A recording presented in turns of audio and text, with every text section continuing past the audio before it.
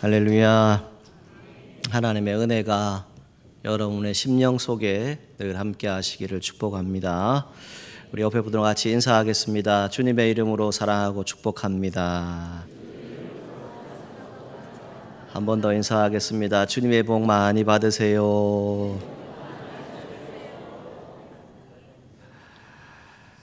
여러분들은 어떤 삶과 신앙의 흔적을 남기고 살고 계십니까? 내 삶에, 내 신앙의 흔적을 어떻게 남길 것인가? 나라고 하는 사람은 후에 남겨진 사람들에게 어떻게 기억될 것인가? 우리가 삶을 살다 보면 신앙생활하면서 죽음 이후에 떠나고 나면 남기는 것을 이 흔적이라고 말합니다.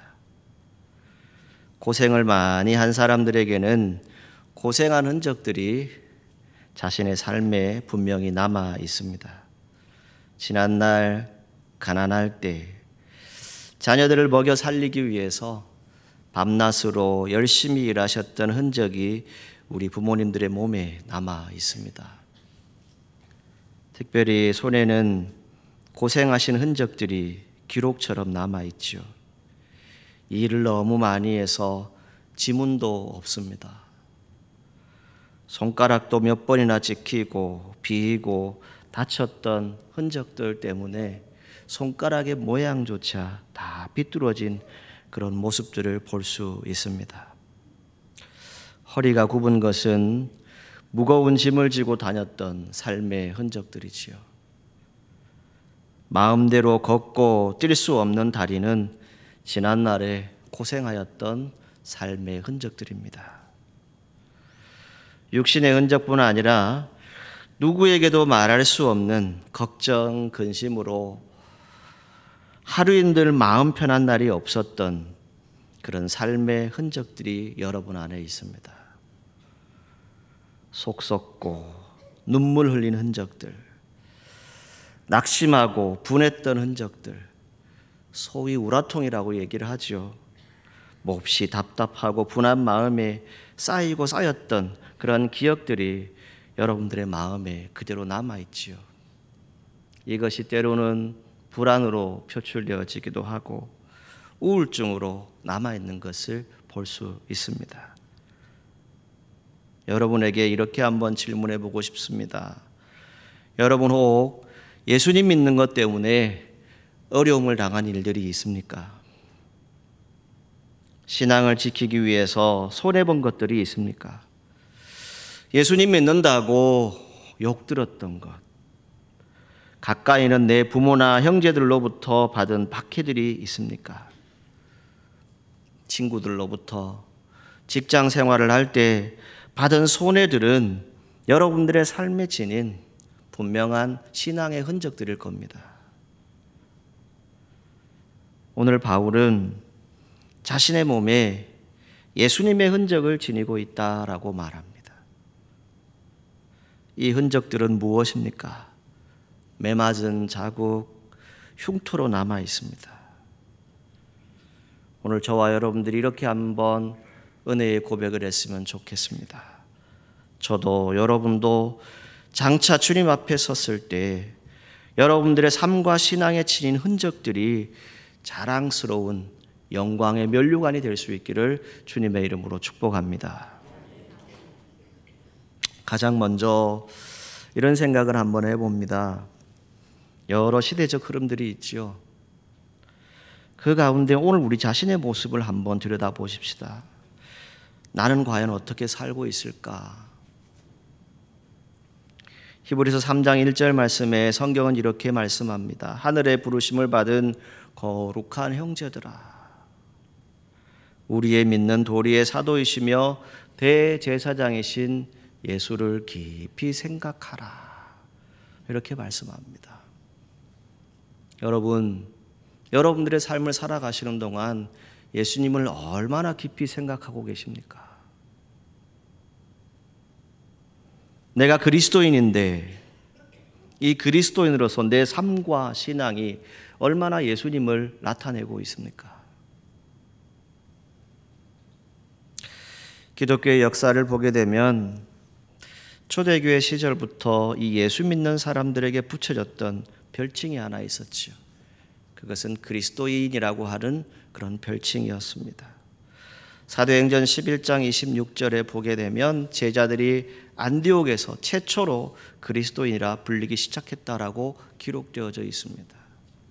바나바가 그 당시에 사울이었죠. 이 사울을 다소에서 안디옥에 데리고 와서 거기서 교회에서 1년간 모여 있어 큰 무리를 가르쳤습니다. 그때 그 제자들에게 그리스도인이라고 하는 별칭이 주어졌습니다. 그런데 여러분, 성경을 보시게 되면 또 그 당시 역사를 보면 사실 이 그리스도인이라고 하는 그 별칭은 처음부터 그렇게 좋은 의미로 불리던 이름이 아닙니다. 무엇일까요? 그 당시에 모든 사람들은 유대인들입니다. 그런데 저 사람들이 예수님 믿는다라고 하니까 그들을 향해서 이 그리스도인이다라고 하는 별칭을 붙여준 것이죠. 그 아래 무엇이 있습니까? 일종의 멸시가 있어요. 조롱이 있습니다. 빈정거림이 있습니다. 믿지 않는 자들이 붙여준 별칭이지요. 누구를 안 믿었어요? 예수님을 안 믿었어요. 과거 우리나라의 역사도 보게 되면 그러한 것들이 있습니다. 일제강점기 시대에 예수 믿는 사람들을 가리켜서 야속꾼이라고 불렀대요. 이게 뭐냐? 예수꾼들, 이렇게 표현을 했다라고 합니다. 그리고 우리가 기억하죠. 예수쟁이 많이 들었었죠. 지금은 차마 입에 올릴 수도 없는 그런 말들을 세상 사람들이 우리 기독교인들에게, 그리스도인들에게 말하고 있습니다. 근데 왜 이런 말들을 할까요? 왜 멸시하고 비난하고 조롱할까요? 예수님 믿는 사람인데 과연 예수님의 모습으로 살아가고 있을까? 이걸 우리 스스로가 한번 생각해 보아야 한다는 것이지요. 시간이 지났습니다. 주 1세기 후반부터는 이제 그리스도인이라고 하는 이 표현이 기독교인을 가리키는 공식적인 용어가 됩니다. 세월이 흘렀다는 거예요. 그 세월이 흐르는 동안 무엇이 바뀌어졌어요? 그리스도인이라고 하는 이 이름은 예수 그리스도를 따르는 자들, 세상과 구별된 거룩한 무리들, 그것에서 인정을 받기 시작했다는 겁니다. 아, 저 사람들은 다르구나. 그런가 하면 이 그리스도인이라고 하는 개념보다 좀 더 압축된 의미의 표현이 있죠. 그건 성경에서는 제자라고 말합니다. 자, 이 제자란 무엇입니까? 스승이 지니고 있는 인격, 성품, 지식, 심지어는 그 정신, 더 나아가서는 그 삶 전체를 닮아가는 사람을 우리는 제자라고 합니다. 제자는 모든 것을 배우고 따라야 합니다. 절대 순종해야 합니다. 그리고 절대 신뢰하는 자세를 가져야 합니다. 단 무엇입니까? 하나님의 자녀, 정말 예수 그리스도를 따르는 사람에게 제자라고 하는 별칭을 이야기합니다. 예수님 믿는 그리스도인과 제자들에게 누가 보아도 예수 그리스도를 닮은 흔적이 있었다는 것이지요. 그것을 성경은 우리에게 말씀합니다. 바울은 13절에서 이렇게 말하지요. 할례 받은 그들이라도 스스로 율법을 지키지 아니하고 너희에게 할례를 받게 하려는 것은 그들이 너희의 육체로 자랑하려 함이라. 이렇게 말씀합니다. 뭘 얘기합니까? 저들의 잘못을 지적하고 있는 거예요. 그와 더불어서 14절과 15절에 뭘 얘기합니까? 우리 주 예수 그리스도의 십자가 외에는 자랑할 것이 없으며 할례나 무할례가 아무런 문제가 되지 않는다. 이것을 강하게 밝히고 있는 내용이 성경에 기록됩니다. 유대인들은 할례의 흔적에 대해서 매우 자랑스럽게 여겼던 사람들입니다. 할례 받은 흔적을 지닌 자만이 구원을 받을 수 있다라고 굳게 믿었던 사람들이에요. 그런데 그 모든 사람들에게 바울이 말하고 있는 것은 무엇입니까? 그리스도 예수 안에서는 할례나 무할례가 아무런 의미가 없다. 이것을 말하고 있는 것이죠. 사도 바울이 고백했던 이 예수의 흔적을 지녔노라라고 하는 이 말씀은 과연 무슨 의미를 가지고 있을까요? 본문 17절 말씀에 이후로는 누구든지 나를 괴롭게 하지 말라. 내가 내 몸에 예수의 흔적을 지니고 있노라 라고 말씀하죠. 이건 뭘까요? 누가 뭐라 그래도 나는 예수님의 제자다. 그리스도인이다. 이것을 말하고 있는 것입니다. 당당한 선언이지요. 그리고 고백으로 나타낸 것입니다. 너희들이 아무리 나에게 뭐라 말한다 할지라도 나는 하나님의 아들 예수 그리스도를 믿는 제자다. 사도다. 이것을 당당하게 말하고 있는 것입니다. 바울에게 이런 예수의 흔적이 있었던 것은 무엇일까요? 세번역 성경을 보게 되면 이 예수의 흔적을 상처의 흔적, 이 모든 것들을 포함해서 이렇게 표현을 합니다. 그건 결국 무엇을 얘기하겠습니까? 복음 전파의 삶을 통해서 입었던 그런 고난의 상처들을 말합니다. 수차례의 전도 여행길에서 얻었던 여러 상처들이 그에게 있습니다. 복음을 전한다는 이유로 끌려가서 40에서 하나 감한 매를 5번씩이나 맞았다라고 그는 고백을 하죠. 유대인들에게 무엇로 맞았습니까? 그 당시에 돌을 던진다라고 하는 건 뭡니까? 죽어라고 하는 것과 같습니다. 그 돌을 맞았어요. 타고 가던 배가 항해 도중 태풍을 만나서 파선하게 되지요. 수일을 망망대해에서 떠 있습니다. 수많은 고통을 겪어야 했지요. 그때마다 그의 몸에는 무엇이 남았을까요? 바로 예수의 상처, 예수의 흔적이 생겼다는 것입니다. 그 고난의 상처, 그걸 가리켜서 바울은 내 몸에 예수의 흔적이다. 이렇게 말하는 것입니다. 그 상처들이 주님께서 내게 오시면 주님이 나에게 무엇라 말씀하실까? 한번 생각해 보았습니다. 너는 내 것이다. 이 말씀을 바울은 확신했을 겁니다. 나는 하나님의 것이다. 이것을 인정해 줄 흔적이라고 하는 단어를 바울은 쓰고 있는 것이죠. 여러분, 성숙한 신앙을 가진 자 어떤 사람이라고 생각합니까? 그의 인격이 분명히 다를 겁니다. 그리고 그 삶이 다르겠지요. 그런데 그 인격과 삶을 통해서 보여지는 것이 뭐냐? 이 고난에 대한 부분입니다. 고난에 대해서 불평하는 게 아니라 수용하고 오히려 감사하고 살게 되는 그런 모습을 볼 수 있습니다. 고난에 대한 귀한 의미를 부여하지요.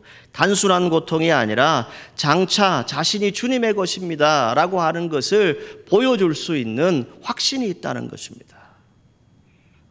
그 상처가 있기에, 그 아픔이 있었기에 그는 더욱 자기가 주님의 것이다 라고 하는 이 확신을 갖고 살았던 것입니다. 오늘 사랑하는 성도 여러분, 여러분의 삶과 신앙에도 확신이 있기를 간절히 소망합니다. 어떤 확신이요? 나는 하나님의 소유다. 하나님의 자녀다. 나는 예수 그리스도의 제자다. 그리스도인이다. 이 믿음을 가지고 살아가시기를 바랍니다. 두 번째는 이렇게 한번 또 여러분과 나누고 싶습니다. 우리의 삶과 신앙에 있어서 그러면 어떤 예수님의 흔적을 가지고 있습니까? 사도 바울은 자신의 심령 속에 새겨진 영원히 지울 수 없는 흔적을 딱 한 문장으로 얘기하죠. 뭡니까? 예수 그리스도. 그것을 이야기합니다. 내 몸에 예수의 흔적을 지니고 있노라 라고 하는 이 말 속에는 무엇이 포함되어 있습니까? 나는 예수님의 종이다. 나는 그분의 소유가 되었다. 이제부터는 내가 살아도 죽어도 주님의 것이다. 이 신앙 고백이 그 안에 담겨져 있는 겁니다. 이처럼 자신의 심령에 예수의 흔적을 가졌던 이 바울 어떠했습니까? 그냥 다 평탄하지 않았지요. 수많은 고난들이 있었지만 그 중에 감옥에 갇히기도 합니다. 그 당시에 쇠사슬로 꽁꽁 묶어 놓았지요. 그의 육체를 꽁꽁 묶어둔 겁니다. 그런데 그 영혼까지는 묶어둘 수가 없었습니다. 우리가 알고 있는 것처럼 어떤 일들이 일어납니까? 그 쇠사슬도 다 부러집니다. 누가 와요? 성령, 천사가 와서 다 풀어버려요. 이게 하나님의 역사입니다. 여러분, 속 깊은 곳에 있는 그 영혼 깊은 곳에서 나는 주님의 종입니다. 나는 주님의 소유입니다. 내가 살아도 죽어도 주님의 것입니다. 이 고백이 있기를 간절히 소망합니다. 여러분들은 영혼의 자유를 누릴 수 있어야 합니다. 그리고 그 영혼 깊은 곳에서 분명한 신앙의 흔적, 그것이 있어야 함을 성경은 말씀하는 것이죠. 예수를 나의 구주 삼고 성령과 피로서 거듭나니 이 세상에서 내 영혼이 하늘의 영광 누리도다. 이것이 나의 간증이요 이것이 나의 찬송일세. 나 사는 동안 끊임없이 구주를 찬송하리로다. 아멘. 여러분, 인생을 살아가시는 동안에 여러분들의 삶에, 여러분들의 신앙에 예수님이 정말 나의 구주이십니다. 이것을 꼭 고백하고 사시기를 바랍니다. 그리고요, 성령과 피로서 거듭나야 합니다. 내가 할례 받았다, 무할례자다, 이게 중요한 게 아니에요. 내가 직분을 맡았다, 그것보다 더 중요한 건 뭡니까? 내가 이 성령으로 거듭나지 아니하면, 예수의 피로 거듭나지 아니하면 예수님의 흔적이 안 남는다는 거예요. 예수님에 대한 신앙이 내 삶에, 내 영혼의 흔적으로 남을 수 있기를 축복합니다. 한번 따라 하시죠. 나는 주님의 소유입니다. 믿으십니까? 우리는 주님의 소유입니다. 여러분, 성경은 이렇게 말씀하지요. 고난이 없으면 영광도 없다라고 말씀합니다. 마태복음 7장 21절에서 23절 말씀에 성경은 이렇게 기록을 합니다. 나더러 주여 주여 하는 자마다 다 천국에 들어갈 것이 아니다. 내 아버지의 뜻대로 행하는 자라야 그곳에 들어갈 수 있다라고 말씀하고 있어요. 여러분, 천국에서 다시 만날 수 있기를 축복합니다. 우리가 주님의 뜻대로 살아셔야 돼요. 아버지 하나님의 뜻이 무엇인가를 분별하셔야 돼요. 그럴 때에 어떤 일들이 있습니까? 주의 이름으로 선지자 노릇하고 주의 이름으로 귀신을 쫓아내고 주의 이름으로 많은 권능을 행하지 아니하였나이까? 라고 하는데 주님의 말씀은 무엇입니까? 내가 너희를 도무지 알지 못한다. 불법을 행하는 자들아 나에게서 떠나가라 라고 명령하고 있어요. 마태복음 7장을 여러분들이 읽어보시게 되면 1절에 무엇으로 시작합니까? 비판을 받지 아니하려거든 비판하지 말라, 이렇게 시작합니다. 예수님의 말씀이에요. 오늘 우리가 주의 뜻을 행하는 것, 정말 우리의 영혼 깊은 곳에 예수님의 흔적을 남길 수 있는 건 무엇입니까? 나는 주님의 소유라는 거예요. 이걸 꼭 기억하십시오. 에베소서 2장 3절에서 5절에 이렇게 말씀합니다. 우리 육체의 욕심을 따라 지내며 육체와 마음에 원하는 것을 하여 다른 이들과 같이 본질상 진노의 자녀다. 이거 누굴 얘기할까요? 저도 여러분도 다 본질상 보면 다 진노의 자녀였다는 것이죠. 그런데 긍휼이 풍성하신 하나님이 우리를 사랑하신 그 큰 사랑을 인하여서 허물로 죽은 우리를 그리스도와 함께 살리셨다라고 말씀합니다. 오늘 우리는 예수 그리스도와 함께 다시 살았습니다. 이 살림을 받은 사람들은 어떻게 살아가야 합니까? 너희는 은혜로 구원을 얻은 것이라. 아멘. 그렇게 성경은 말씀하고 있어요. 저와 여러분들이 구원받은 거 내 의로 받은 것 아닙니다. 주님의 은혜임을 믿으시기 바랍니다. 오늘 여러분들의 삶, 여러분들의 신앙에 정말 은혜로 구원받은 그 아름다운 흔적들이 늘 남아있기를 주님의 이름으로 축복합니다. 마지막으로 이런 생각을 또 해봅니다. 저와 여러분들이 인생을 살아가다 보면 고난이라고 하는 이 단어 참 고통스럽지요. 그 시간을 견딘다는 것이 결코 쉬운 것은 아닐 겁니다. 그런데 지나고 보니까 그런 생각이 들더라고요. 고통, 고난이 무조건 나쁜 것만은 아니에요. 부정적인 것만은 아니에요. 때로는 그것을 통해서 하나님 우리에게 뭘 원하실까요?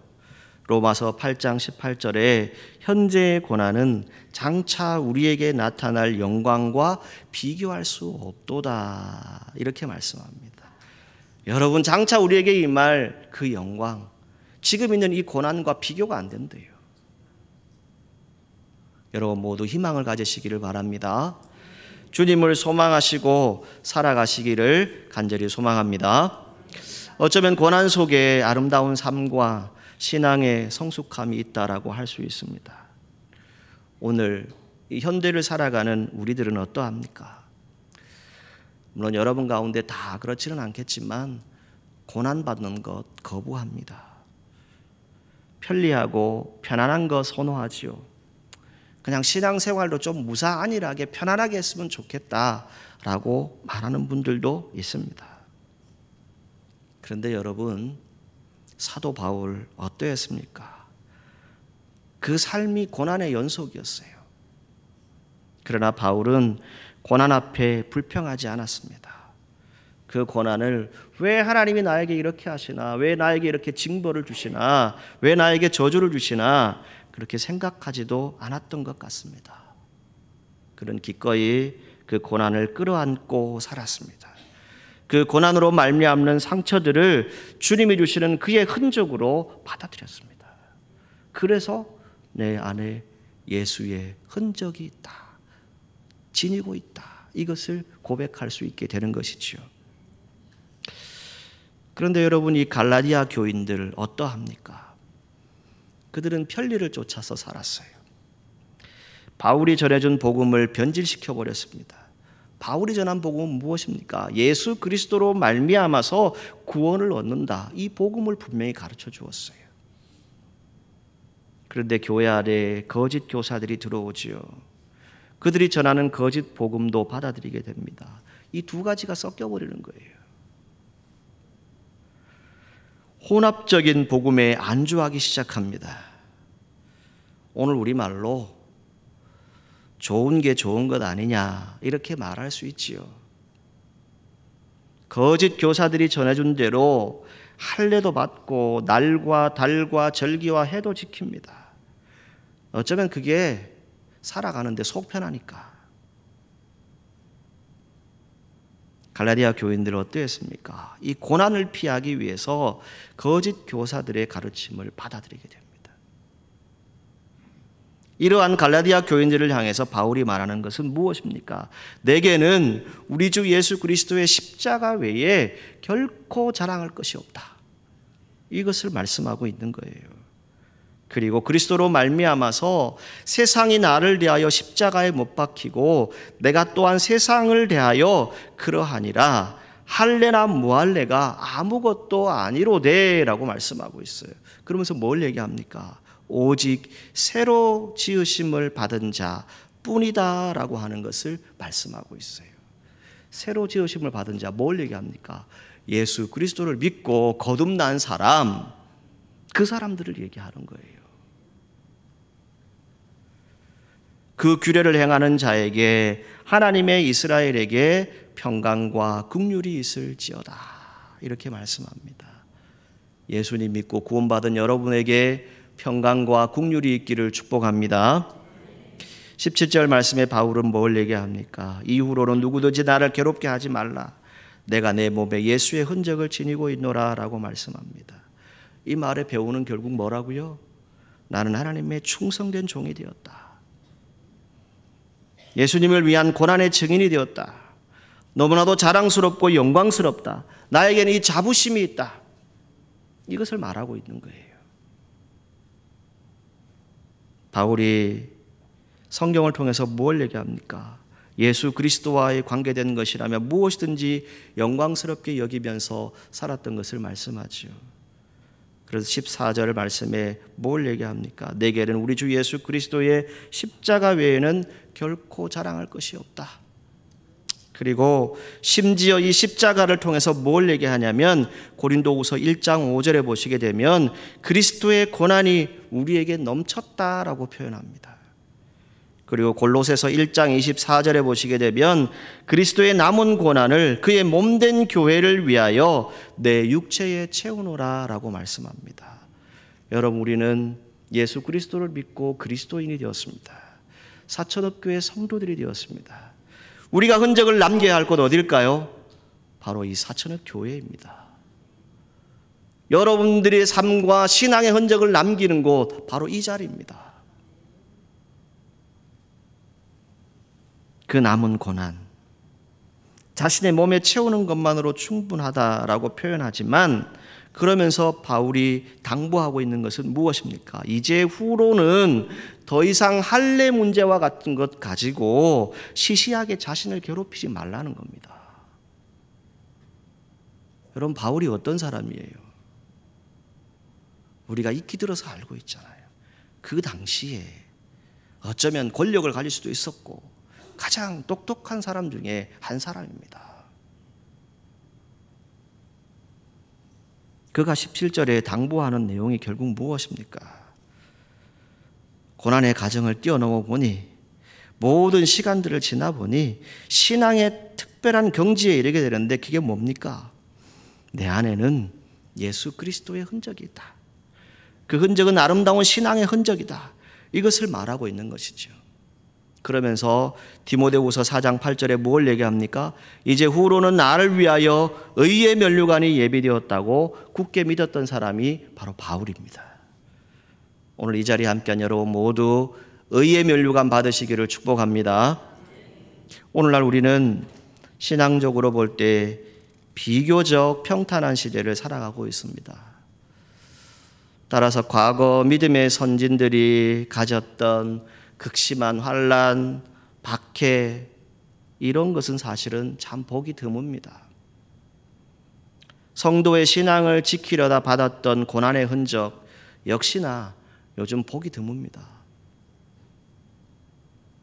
그런데 오늘 우리는 삶과 신앙의 흔적이 있어야 한다는 것이죠.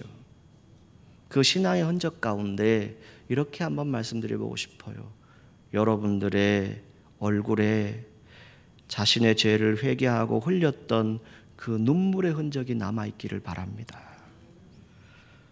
여러분들의 얼굴에 믿지 않는 가족들, 불신앙하는 사람들을 향한 그 한 영혼을 향해서 눈물을 흘렸던 그 흔적들이 남아있기를 주님의 이름으로 축복합니다. 오늘 여러분들의 손에 열심히 주의 일을 위해서 힘쓴 그 봉사의 손길들이 남아있기를 간절히 소망합니다. 그리고 무엇보다 여러분들의 심령 속에 예수님을 나의 구주로 영접한 구원의 확신의 흔적, 주님의 십자가로 인해서 자리 잡은 사랑의 흔적들이 여러분들의 이 마음, 이 가슴에 아로 새겨지기를 주님의 이름으로 축복합니다. 고난의 흔적 자랑스럽게 여겼습니다. 사도 바울의 성숙은 무엇입니까? 자신이 예수님의 이름 때문에 수도 없이 매를 맞았어요. 투옥되는 박해도 있었습니다. 온몸이 만신창이가 되었지요. 이 모든 신앙의 흔적들을 통해서 도리어 어떻게 했습니까? 하나님께 영광 돌리고 그 모든 신앙을 승화시켜 나갔던 것을 우리는 볼 수 있습니다. 14절 말씀을 표준 세번역으로 읽어보면 이렇게 번역합니다. 그리스도로 말미암아 내 쪽에서 보면 세상이 죽었고 세상 쪽에서 보면 내가 죽었습니다. 이렇게 번역을 합니다. 무엇을 얘기하는 거예요? 여러분, 우리는 세상에 몸담고 살아갑니다. 그러나 내 편에서 보았을 때 저기는 제약된 세상이잖아요. 그 제약된 세상에 대해서 취할 자세는 무엇입니까? 마치 죽은 자가 세상 일에 대해서 더 이상 관여하지 않듯이 오늘 이제 우리는 어떻게 살아가야 되겠습니까? 더욱 영적으로, 영적인 일에 힘쓰는 성도들이 되시기를 주님의 이름으로 축복합니다. 영으로 사셔야 돼요. 그러할 때 비로소 신앙의 강력한 흔적이 우리 심령 속에 깊숙이 남을 것입니다. 이 사도 바울과 같이 그 누가 뭐라 한다 해도 박해하거나 유혹하려 들어도 나를 괴롭게 하지 말라. 나는 예수님의 흔적을 지닌 그리스도의 사람이다. 이것을 담대하게 선언할 수 있고 또 그 믿음을 끝까지 지켜나갈 수 있기를 간절히 소망합니다. 사랑하는 사천읍교회 성도 여러분, 지금 이 시대는 이 고난에 대해서 점점 약해져가는 세상입니다. 우리가 알고 있는 것처럼 우리나라가 자살률이 1위라고 하는 것 알고 계시지요?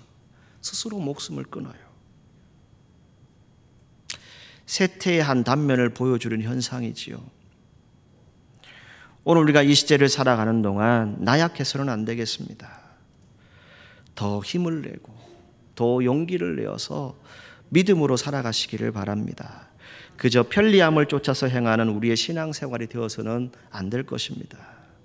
우리에게는 주님의 백성으로서의 삶과 신앙의 흔적이 있어야 할 것 같습니다. 내 몸에 예수의 흔적을 지니고 있노라. 이 바울의 고백이 오늘 저와 여러분들의 고백이 되기를 주님의 이름으로 축원합니다. 기도하겠습니다. 거룩하신 하나님, 오늘 저희들 가운데 주의 평안을 더하여 주시고 주의 능력의 손에 함께하여 주옵소서. 주님, 내 몸에 예수의 흔적을 지니고 있노라. 이 바울의 고백을 기억하고 오늘 살아가는 성도들의 삶과 신앙의 자리에 이 예수님의 흔적이 남게 하여 주옵소서. 예수님의 이름으로 기도하옵나이다. 아멘.